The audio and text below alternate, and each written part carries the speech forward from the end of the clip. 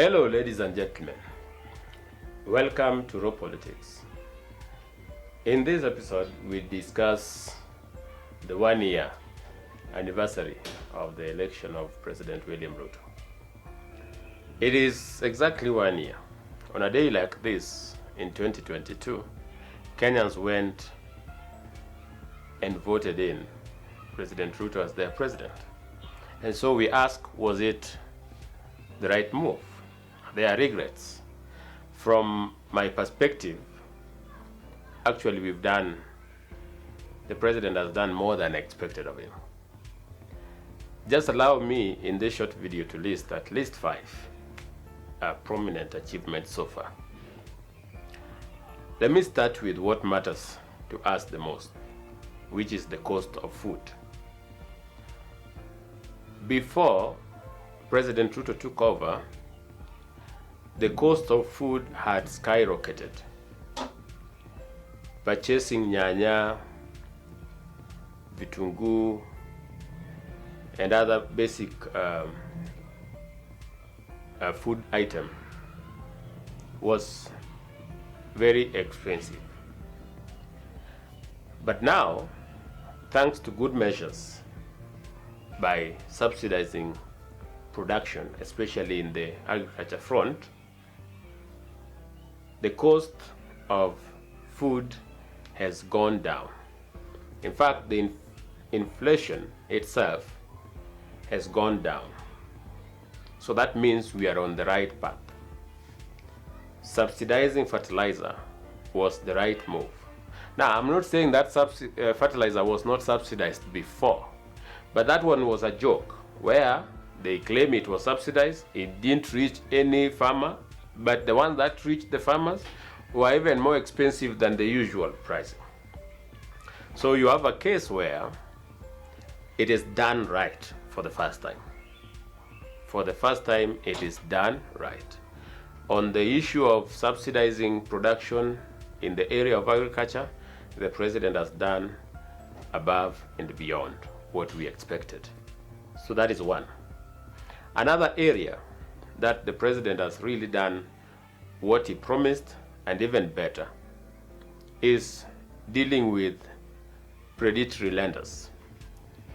Before President Ruto took over, there were so many mobile money lenders, but their interest rates were exorbitant, out of this world actually. You would find yourself borrowing 1,000 shillings and ending up paying it with a lot of money in just 30 days. Some interest rates were so high, you would, according to estimates, they would be in the area of 3,000%. So that is so exorbitant. So what did the president do? As he had promised, he launched the Hustler Fund and made it operational. It was not just launched, it was made operational. And it has had one of the best success, because launching it in phases was also a wonderful idea, so that you have money for purposes of buying food or taking care of emergencies, but also you have Hustler Fund for business and groups. And that is meant for the personal finance, the personal fund, the one that you are supposed to use maybe to get some grocery or get food. That has done wonders. If you want to know, check what happened to Fuliza in terms of how they recalibrated their rates. Check what happened to M-Shwari and even KCB M-Pesa and others. The interest rates went down because they can't just compete with what Hustler Fund is offering. You borrow 1,600 and you return in a month with 8 bob. That is very little. And so Kenyans, millions of them, have been cushioned from the predatory lenders thanks to Hustler Fund.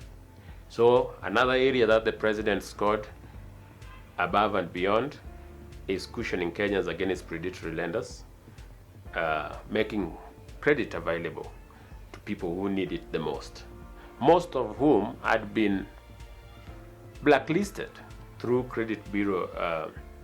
through the different credit bureaus that we had. The other area that the president has really scored, and this is something we have to mention, we didn't expect this, is the employment of teachers. You see, we didn't expect that in less than a year we would have hired over 50,000 teachers, and it has happened. This is going to lower pressure in classrooms and improve the quality of education. As you know, most public schools have a problem of shortage of teachers. So there are very few teachers and there is a large population of students. And this is the gap the president is trying to bridge.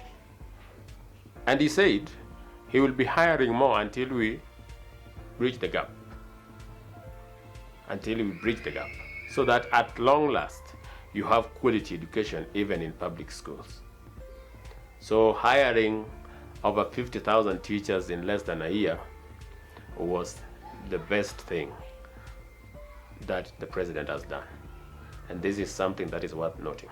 There is another thing that people are not giving so much attention to, but which is extremely an achievement in my area, in my view. The fact that the money to counties was released without a single cent remaining. All the counties were given their money before the close of the finance year, 2022-2023. You see, that is not something that had happened before. Every time the government would have to carry over to another financial year. This time the president paid all the counties the necessary money that was owed to them in time, even before the close of the finance year. And that is an area that we must commend the president. There is also the issue of the judiciary and the police service. As you know, they have been dependent on a budget from other people. So they've never had their own accounting officers. Thanks to President Ruto, we now have a judiciary that is enjoying financial autonomy, and the same goes for our police. This is very important achievement, if you ask me, because efficiency and efficacy will only be realized, and even accountability will only be realized when the people you want to be account are actually in charge of their finances. That is an area. That is, I think I've mentioned more than 4 already of the achievements of the president so far. There is also the finance bill that has ended up lowering the cost of gas. The cost of money transfer is lowered, contrary to what people are peddling. It is the Finance Act that is. It has lowered the cost of some commodities. It is also protecting the local manufacturers by putting a lot of tax on imported things that we can produce locally. As the president says, there is no need of buying kitanda in China when we have people coming from Tibet who can produce good vitanda, or even the seats that we use in government offices. Why import when we have people who are trained who can manufacture them locally? So we have a Finance Act, finally, that is pro-hustlers. It is protecting local jobs, and it is also lowering the cost of living by lowering the cost of some essential things, money transfer, gas, and etc.